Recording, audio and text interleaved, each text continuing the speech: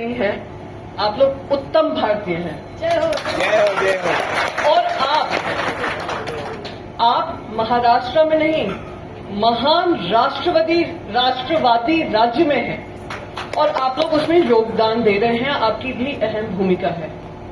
आपने भूमिपुत्र का सम्मान दिया है और आपने अपनी जिम्मेदारी समझी है कि हम जिस राज्य में काम कर रहे हैं, जिस राज्य में ने हमें हमारे सपने पूरे किए हैं, जिस राज्य ने हमें प्रगति और उन्नति का अवसर दिया है, उस राज्य की तरफ हमारी जो जिम्मेदारी होती है, आप एक ऐसी पार्टी के साथ जुड़कर जिन्होंने भूमिपुत्र की आवाज उठाई है, आपने दिखाया है कि आप उनका सम्मान करते हैं। आज शिवसेना भूमिपुत्रों की पार्टी है। शिवसेना उन सभी की पार्टी है जिन्होंने महाराष्ट्र में बड़ा बड़ा योगदान दिया है और महाराष्ट्र ने क्या क्या सपने पूरे किए हैं, उसको जिस तरीके से सजोया है, जिस तरीके से अपनी आवाज रखी है, राज्य के स्तर पर ही नहीं राष्ट्रीय स्तर पर, वो एकमात्र पार्टी है, वो है शिवसेना पार्टी। अब मैं आती हूं जो मुद्दे हैं, मैं महिलाओं से खास करके पूछना चाहूंगी, जो बार बार कह रहे हैं कि महिलाओं का सम्मान, महिला नारी शक्ति। अब महिला नारी शक्ति मणिपुर में आपने देखी? महिला शक्ति की तरफ उन्होंने क्या काम किया? आपने देखा कि महिला शक्ति को लेकर जब हमारी महिला रेसलर्स कह रही थी कि बृजभूषण शरण सिंह पे कार्रवाई होनी चाहिए, उनको कार्रवाई कराई? कार्रवाई कुछ नहीं की। उनके सुपुत्र को एक गिफ्ट दिया कि चलिए आप नहीं चुनाव लड़ पा रहे हैं क्योंकि महिलाएं आपके ऊपर किसी तरीके की आरोप लगा रही हैं, आरोप की अब तो चार्जशीट लग गई है, तो हम आपके सुपुत्र को दे देते हैं। महिला सम्मान की बात कर रहे थे, जब 2014 में कहा था बहुत हुआ नारी पर वार, अब की बार मोदी सरकार, कहा था कि नहीं कहा था? और हम सब महिलाओं ने सोचा हो सकता है कि नारी पर वार कम हो जाएगा। दुगना नहीं 3 गुना हुआ है और महिलाएं ही सबसे ज्यादा कष्ट भोग रही हैं। आज 2024 में मैं सारी महिलाओं से कहूंगी कि पहले का उनका नारा था बहुत हुआ नारी पर वार, अब की बार मोदी सरकार। 2024 में आपको कहना है नारियों पर वार अपरंपार, अब की बार तड़ी पार। इनको तड़ी पार करना जरूरी है। अब देखिए महंगाई से कौन जूझ रहा है? सबसे ज्यादा कौन जूझती है? महिलाएं जूझती हैं, क्योंकि पतियों की आमदनी बढ़ नहीं रही है।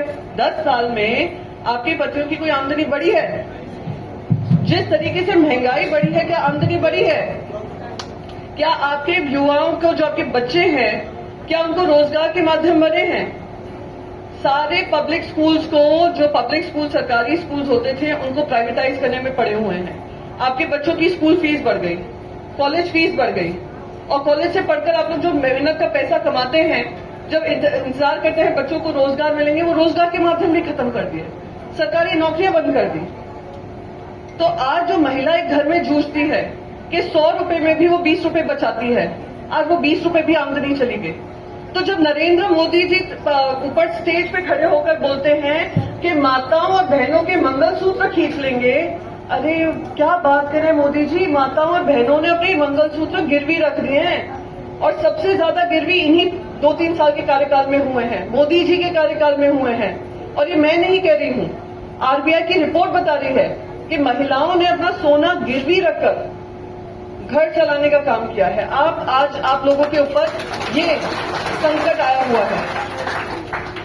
तो जो भी बेरोजगारी की बात करें, महिला सम्मान की बात करें, सब खोखली बातें। पता है कैसा है, आप जब मार्केट में जाते हैं, आपके बच्चे वो चाइनीज टॉय देखते हैं, होते ना चीनी के बने हुए चाइना के मेड इन चाइना के खिलौने देखते हैं, तो बच्चे आकर्षित होते हैं, बच्चे कहते हैं हमें ये चाहिए, और क्योंकि सस्ते में मिल रहे हैं तो आप तो कह देते हैं अच्छा चलिए, उसका मन लग जाएगा।